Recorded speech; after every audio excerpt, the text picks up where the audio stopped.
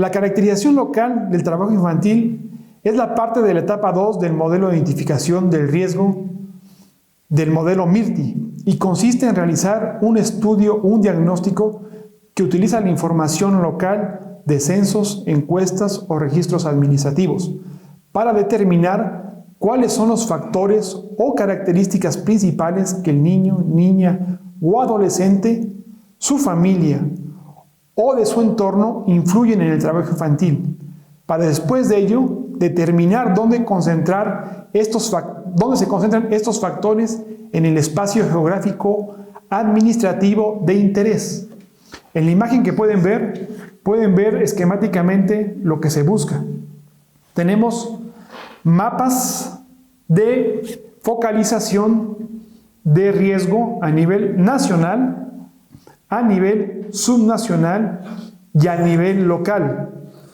En la fase 2 del MIRTI buscamos tener estas zonas donde hay un mayor riesgo de trabajo infantil y cuáles son los factores que hacen que se incremente el riesgo de trabajo infantil en las niñas y adolescentes. Este es el principal objetivo de la fase 2 del MIRTI, tener zonas, regiones locales de mayor riesgo que permitan una focalización de los recursos y sepamos y conozcamos cuáles son esos factores que están incidiendo en el incremento del riesgo del trabajo infantil. ¿Cuáles son las etapas del MIRTI fase 2? En la imagen siguiente ustedes pueden ver las 5 etapas en las que se distribuye el trabajo de realizar la fase 2 del MIRTI. En la primera etapa tenemos la caracterización territorial y el mapeo de programas y competencias de espacios de coordinación. La etapa 2 se refiere al diseño de la respuesta local, la etapa 3 a la validación y adopción por los órganos institucionales de este diseño para una respuesta local, la etapa 4 la implementación y seguimiento de la respuesta local y la etapa 5 el reporte de resultados y propuestas de mejora. En este módulo 4 nos concentraremos en la caracterización territorial. Para iniciar la caracterización territorial se debe tener muy claro cuál es la definición legal de trabajo infantil en el país que se esté estudiando.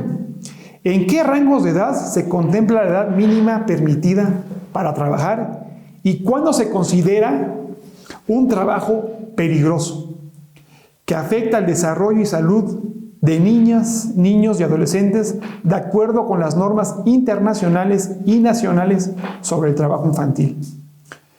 Es necesario tener una definición también operativa de trabajo infantil que permita realizar esta caracterización con la información que se encuentra disponible en los países, ya que no siempre se cuenta con todo el rango de edad de niños, niñas y adolescentes de interés, o no es posible determinar si el trabajo es considerado entre las peores formas de trabajo infantil o trabajo peligroso. Las principales fuentes de información para realizar esta caracterización local tenemos entre las principales los censos de población, los cuales no fueron concebidos para medir el trabajo infantil, ni tampoco aportan información sobre el trabajo peligroso.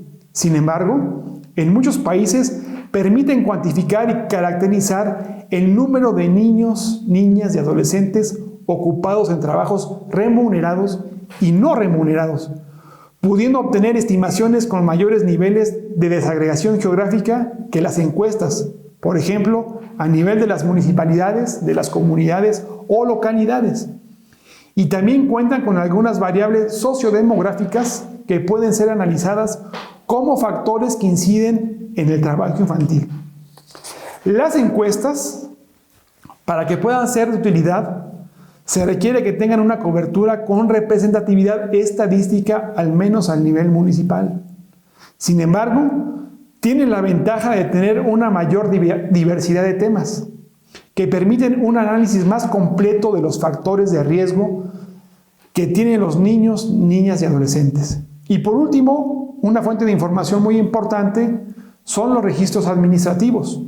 Los registros administrativos pueden ser un instrumento alternativo o complementario a los censos y encuestas, dado que se aprovechan expedientes o formatos con información disponible en los organismos públicos.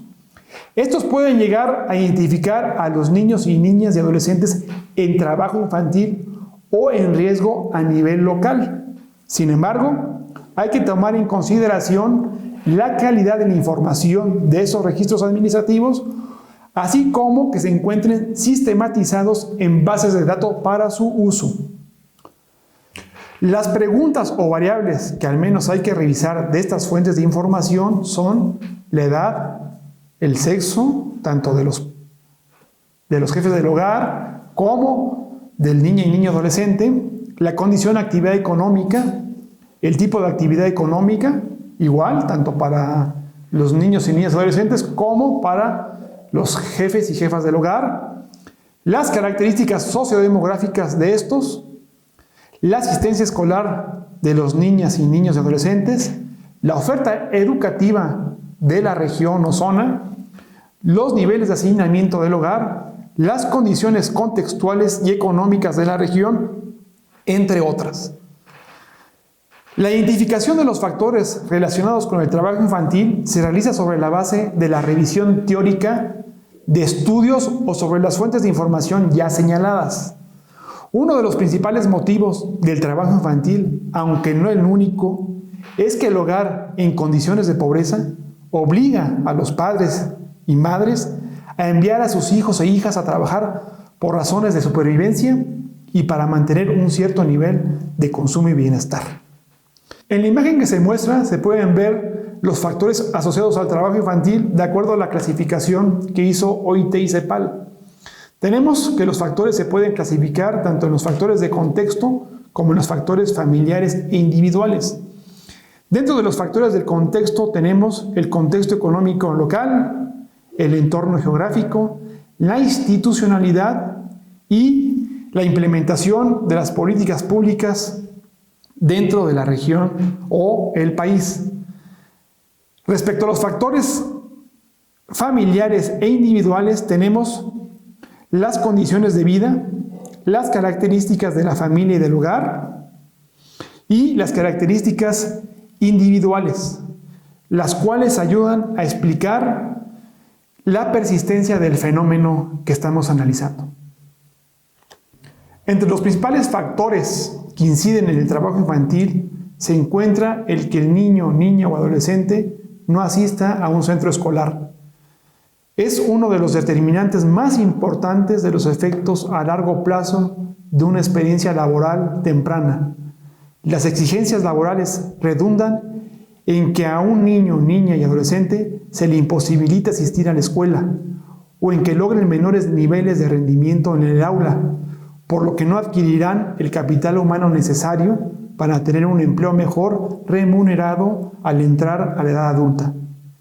Hay niñas y niños y adolescentes que no realizan actividades económicas, pero que están igualmente en riesgo de trabajo infantil, ya que realizan quehaceres domésticos por horas extensas a la semana o en condiciones de peligro. Se ha mostrado que a mayores niveles de participación semanal en las tareas domésticas se observa una disminución en la asistencia escolar.